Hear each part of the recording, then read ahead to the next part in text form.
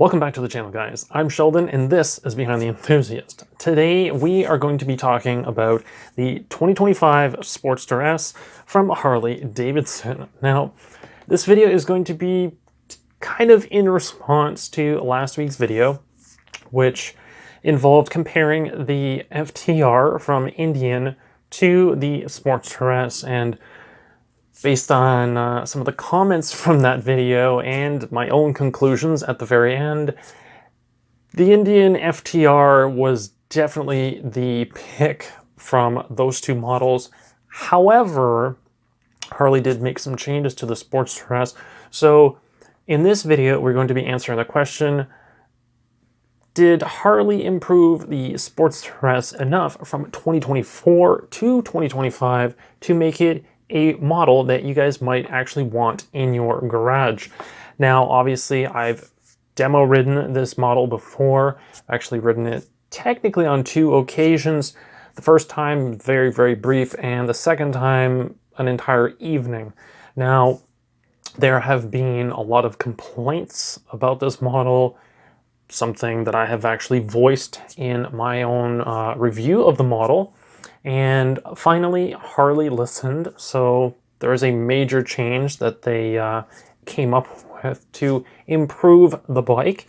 So first things first, the price of the bike, the MSRP is $18,699, which is $1,300 less than the 2024 model. So we are saving some money. So we went from more or less 20 grand down to $18,700.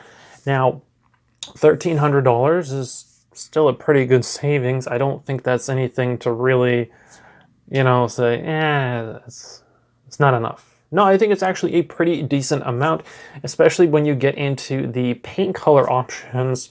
And this is kind of where you can trade off on that. Basically, you get some really cool paint options or a really, really cool custom one that Harley is now offering on this model. So when you think about it, the price reduction is definitely a positive thing. However, the bonus colors are even better with all those additional changes, which I'm going to mention very soon. So color-wise, we have Billiard Gray, which is the standard color. And the thing I want to note, the tank badge has been changed this year, and it looks really, really good. It actually looks especially good on Vivid Black, which is going to cost you guys an additional $625, which is, still pretty reasonable. And to be honest, the Vivid Black, I mean, it looks so good, especially with the changes that they made to the bike. One of those changes is that the powertrain is all blacked out now, so it looks really, really good in Vivid Black. It's basically, well, the only thing you really need to change on it would be the mufflers on the bike, which are still a polished aluminum, I believe. And so if we could get some black slip-ons onto that, maybe some aftermarket ones, this thing would look super, super sharp. So Vivid Black, definitely a great option. However, Brilliant Red, an additional $1,000. And to be completely honest with you guys, when we look at Vivid Black as being a base model color and Brilliant Red actually an upgrade from Vivid Black, when we look at the old colors, because not a lot of us are too happy about Billiard Gray being a base model color now. So when we're comparing the original base color of Vivid Black, it's pretty reasonable. $375 addition to upgrade to the Brilliant Red, I think is pretty reasonable from the Vivid Black base price. So Brilliant Red definitely looks really, really sharp. And again, that tank badge really fits well on this bike this year. I'm hoping that they keep this tank badge around for quite some time into the foreseeable future.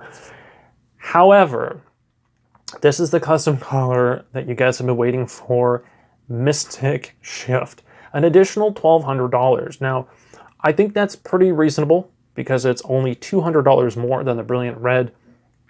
And Well, 200 plus the 375 is 575, if my math is correct. So compared to Vivid Black, it's pretty reasonable. It's about double the price. However, Mystic Shift is absolutely crazy. This paint supposedly goes from a dark gunmetal to purple to blue, and wait for it, even orange, supposedly, when out in the bright sunlight. Now, this is something that Harley claimed on their website. I haven't personally seen the bike, both inside and outside the dealership to really compare and confirm this. However, the dark gunmetal, I would say that's kind of hard to see, because when I've looked at the paint very briefly, I haven't really looked at it a whole lot, the blue and the purple elements definitely stand out, and the metal flake definitely stands out as well. However, the big change for the Sportster S this year is not the paint options. It is what I just mentioned a minute ago, the blacked out powertrain. Harley finally listened. They got rid of that bronze. I absolutely hated the bronze. And I'm sure a lot of you would agree with me on this, that the bike looks so much better. And of course, you've also got some red accenting on there with the letters. And on the left side of the bike, we also have something that I personally requested, which is red spark plug wires. Spark plug wire cables there. They are red and really, really suits the bike. This is also on another model that Harley came out with this year. And it definitely adds a nice punch of color, not too much, just a little bit. Really ties in well with the bike. So in terms of the aesthetics of the bike, the thing looks absolutely amazing. Vivid Black, Brilliant Red, and Mystic Shift, all three solid colors. Don't get me wrong, Billiard Gray is still really nice if that's what you're into, and you don't even have to pay any extra money for it. But in terms of the Sportster S looking really, really nice this year, I give it a 10 out of 10, 5 out of 5 stars, however you want to rate it. Absolutely looks really, really sharp. Now, some of those additional changes, which you guys are probably been waiting for, again, this is something that I complained about, and that was the suspension. I found that no matter which way I changed the dial, whether it was up, down, midway, quarterway, it didn't matter. I couldn't find a comfortable setting for me, and there were some other people who were complaining about this as well. So what Harley has done, in addition to the aesthetics upgrade, they have changed the rear suspension. So we have that three-way adjustable shock with a 60% more travel. So 60% more travel in that shock. So 2 inches is now 82 millimeters. And apparently this doesn't impact the seat height, which is really, really nice. So for a lot of you guys are thinking, hey, we get 60% more travel. Ooh, the bike's probably higher. Apparently not. So that's definitely something that you guys are going to be happy to hear, because you can still throw your leg very easily over the Sportster S. That is one of the things that I noticed. It's very low, which obviously it's a very sporty bike, and that's kind of the whole point behind Harley getting rid of the Evo Sportster and coming out with the Sportster S.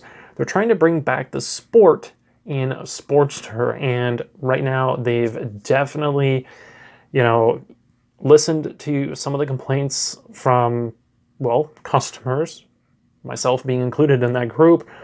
So aesthetics, absolutely amazing now. The adjustable suspension, both front and rear. I think that is it for changes, but we have a really well put together bike right now. So I will be interested in, well, getting on the bike again, a 2025 model or 2026, just kind of depending on how the demo program goes this year. We are very limited on bikes due to the tariffs that are coming up, so we're not receiving any bikes right now. So we'll kind of see how things go. But if I have the opportunity to demo ride one of these bikes, even if it's just a brief, 30-minute ride, let's say, that is still probably going to be good enough for me to play around with the suspension settings and kind of see if we can, you know, have a huge benefit from that 60% increase on the travel from the adjustable shock. So that should more or less wrap things up here. I mean, I did go through the website and double checked all my information, so fingers crossed that I got all of the new features on the bike. And of course, if I missed something, please let me know in the comment section down below. I'm not perfect, I do make mistakes, but anyway, hopefully you guys enjoyed this one. If you did, make sure to smash that like button so I know that it's working. Comments, questions, leave them down below for me. And if you haven't done so already, please be sure to subscribe. We're almost at 1,000 subscribers. We're almost there. We're getting there. We're super, super close. I think we're around 100 subscribers away. So thank you so much for supporting me. Thank you so much for watching, and I will catch you guys in the next one.